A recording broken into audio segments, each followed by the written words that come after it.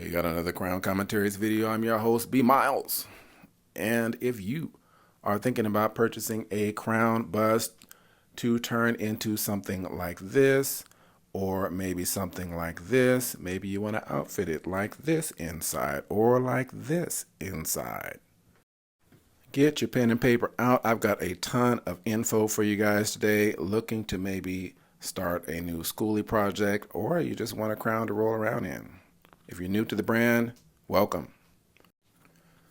Now, if you don't know, Crown has long been regarded in transportation as having made the best bus built. And I think it's for a few reasons. They build on this truck-grade steel frame, which is much stronger than our modern-day school bus.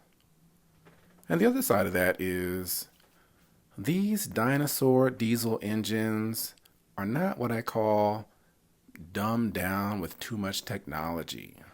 You know, this is a true road warrior here. This bus just wants to be driven. It just wants the open road.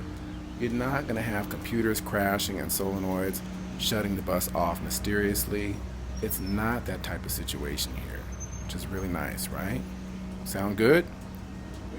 You're still thinking about getting one. Let's go over a few things. First of all, they're all gone.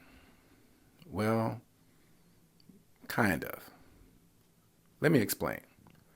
Crown went out of business in 1990, basically for making a bus that was too good, because once you had one, there's no need to buy another Crown.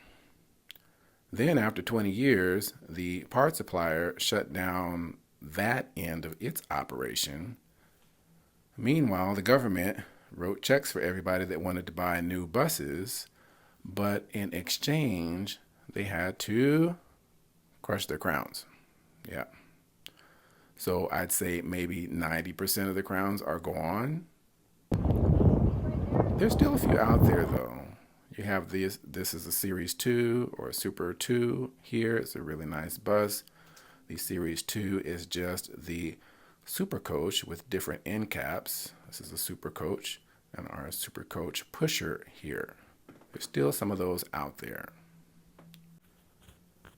Now, we've got a few different types of drivetrains here. Here's our trusty Detroit 671 and our Turbo Detroit, our Cummins 855, our 8.3 Cummins, and also our 6V92, popular in the Series 2.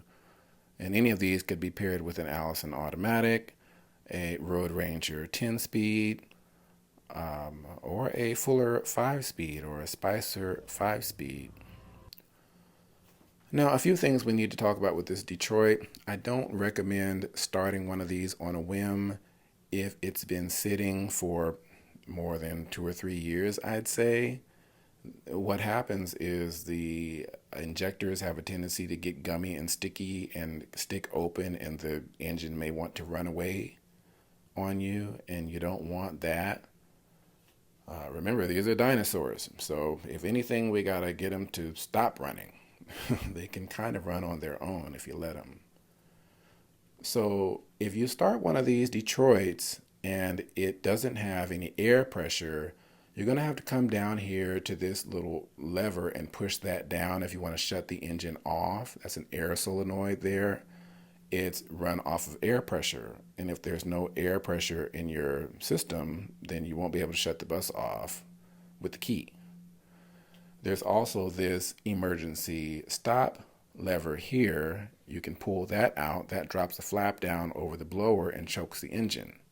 That's another way you can stop the bus. Or if you have I'd say an 80s Crown or something like that, you could have this emergency stop here on the dash. Now let's go over some of these engine components. Here you have your power steering reservoir and dipstick. You've got your side start switches. Here you can start the bus from underneath if you need to. On the other side of the bus, and this is our brand new, thank you very much, 671 Detroit. We've got a few things going on here. That's our oil pan we're looking at. We have a pancake engine. That's your oil filter, oil dipstick. You have your main fuse here. You have your fuel filters across the top here, okay? And sometimes you have another oil filter on the oil housing there, oil pan housing. It's your alternator and belts there. This is our Cummins 855. This is a big cam, by the way. It's a very powerful engine. Again, we have our power steering reservoir and dipstick. We've got a fuse there. Side start switches here. And this little red canister is your coolant filter. And of course, your big turbo there. On the other side of the bus, the other side of the engine, and this bus has factory air conditioning, by the way, which is extremely rare. You've got your dipsticks and oil filter there, your factory AC here, and alternator. The alternator is usually where the AC is. You have your main fuse there at the top, and your oil pan. You want to be careful going into driveways with high crowns. You don't want to bust your oil pan in these midships. That's one thing about those you want to be mindful about. And you have this light here. Those tend to work too. Just beyond the engine compartment, you have your battery compartment and air filter. Ideally, you'd want two of these big commercial batteries here. And this air filter can be kind of tricky to find. It's a square cardboard filter inside that cage. Forward the engine compartment, on the right side, you have a tire compartment, but sometimes it is a luggage compartment. It depends on how the bus was ordered. In either event, many times, or most of the times, there's also a spare tire rack underneath here, under the front of the bus. This bus doesn't have its spare tire there. Now, if you're able to start the bus, it's good to start it and check the exhaust. It's nice to me if there's no smoke at all. But these turbos have a tendency to be a little smoky. You want that black, sooty type of exhaust, particularly out of the turbo. This naturally aspirated non-turbo Detroit should not smoke especially this brand new one. It shouldn't smoke very much at all, especially with today's fuel. It shouldn't smoke much at all. But you don't want blue smoke or white smoke. That could indicate that you may need an end frame. Now let's talk about these wheels. We got to take a look here. This is a big, heavy vehicle, so we got to pay attention to things like this. You're looking for cuts, scrapes, big bulges in the tires if you're planning on moving the bus in particularly. Recap tires are not appropriate for the front of the bus, nor are they legal.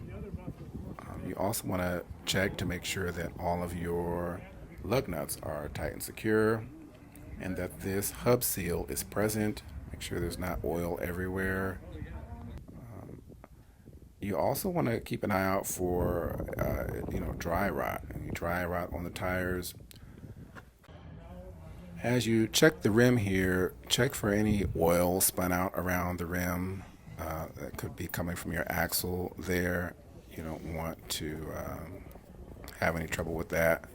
Of course, check your lug nuts to make sure they're tight. What happens is if one gets loose, on this side, a lug nut on the other side will get loose, and then the one next to it, and so on and so forth. You want to be responsible, of course, and you don't want any wheels flying off of your bus. These nuts here, these are your axle nuts for your axle seal. Again, you want to make sure that you don't have any axle seal leaks.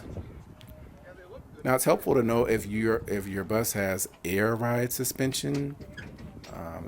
This bus, if you look back here, see this little black bag there? That's your air ride suspension, the airbag, air bellow. Usually there's one before the wheel and after the wheel, kind of like in the back there. What that does is it raises the bus up and gives a nice, cushy, soft air ride, kind of like on a pocket of air.